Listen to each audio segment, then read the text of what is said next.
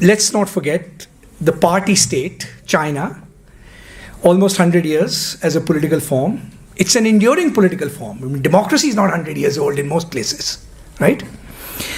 It has all the characteristics that I identified of a basic legitimation framework, right? It has a political theory of why you need a party state, derives from Lenin, but there is a Chinese, in a sense, modification to it, right?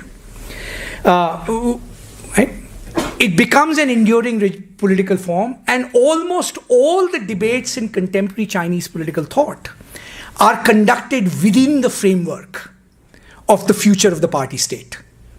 The distinction between left and right, just like in our case, that's a distinction within the basic structure.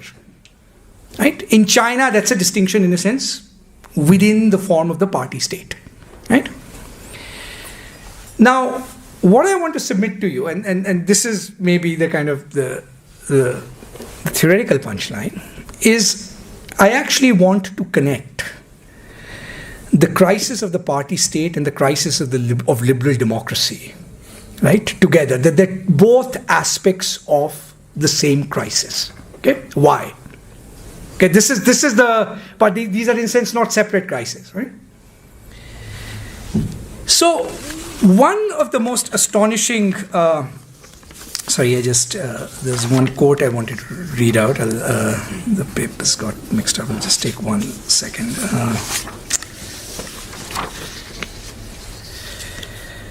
So, one of the most astonishing features of modern political theory, right? Beginning with the French Revolution, and it works through the French Revolution, it works through Indian national movement, decolonization, is the sense that the core idea in modern political theory is, you might say, freedom. We are the ground of our own being. We are not, in a sense, wedded to some higher power. As I said, there's religious political theories that might deny that. But the alternative to that, right, in that radical secular notion is, we are the ground of our own being. And the only form of politics that's appropriate to the modern world is a self-grounded politics, as it were. Politics generating its own normativity out of the activity of politics, right? There's no pre-given God. There's no pre-given normative consensus outside the activity of citizens engaging with each other and producing one, right? Right? Because where would that come from, right? You could have an ethical theory, a perfectionist theory of the good, but most people won't agree on it. Who gave you the authority to decide good to somebody else? All the standard problems, right? So modern politics is not anchored, cannot be anchored in the recovery of a higher perfectionist self or even a historical telos.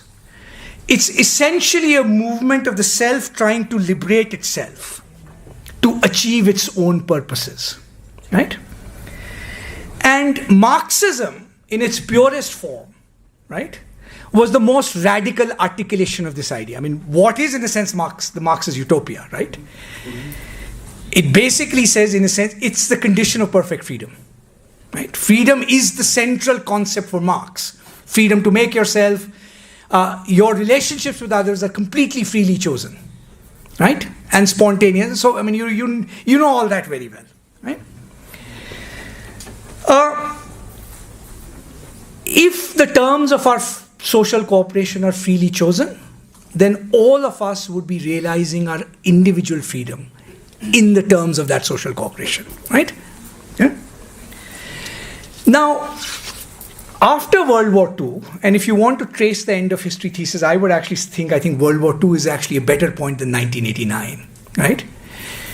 Because with World War II, in a sense, two things began to happen. One, World War II is the end of sort of utopian thinking, right? It's kind of, utopian thinking drops out of political theory. Cold War liberalism is the liberalism of fear. It's trying to protect a basic sliver of liberal democracy amidst hostile forces, right? Communism, right, is no longer a utopia, to put it mildly. In fact, in many cases, it's a picture of a dystopia, right? But interestingly, and this is the point I want to make about the Chinese political system, that this idea that political theory is self-grounding, right, is an idea that also actually animates modern Chinese political thought, right? So, Mao once said, and I used to think it was a flippant remark, that his political theory was a combination of American pragmatism and Russian revolutionary fervor. It's an extraordinary thing to say. But Mao was packing something deep and important about modern politics in it. So what makes Chinese political thought anti-utopian post-war? First of all, there is no telos. There is no end state to this. Right? It's much more Machiavellian, right? We have one problem, one contradiction, we fix it, another contradiction arises, we fix it, another contradiction arises, we fix it, right? There is no, in a sense, historical telos or utopian emancipation from this problem of, in a sense, perpetually overcoming contradictions. Mao goes even more radical. I mean, this is the part we forget about Mao. The only country in whose political thought there isn't much class analysis in the last 40 years is actually China. Because Mao realizes after 1947 that classes are not a natural subject. They are also constituted through the activity of the party and the politics, right? Right? And there's a kind of nihilism about power in Maoism. I mean, it's kind of absolutely brutal and ruthless in that respect, right? But what it does form is this very successful instrument that if politics is self-grounding, how do we organize power, right?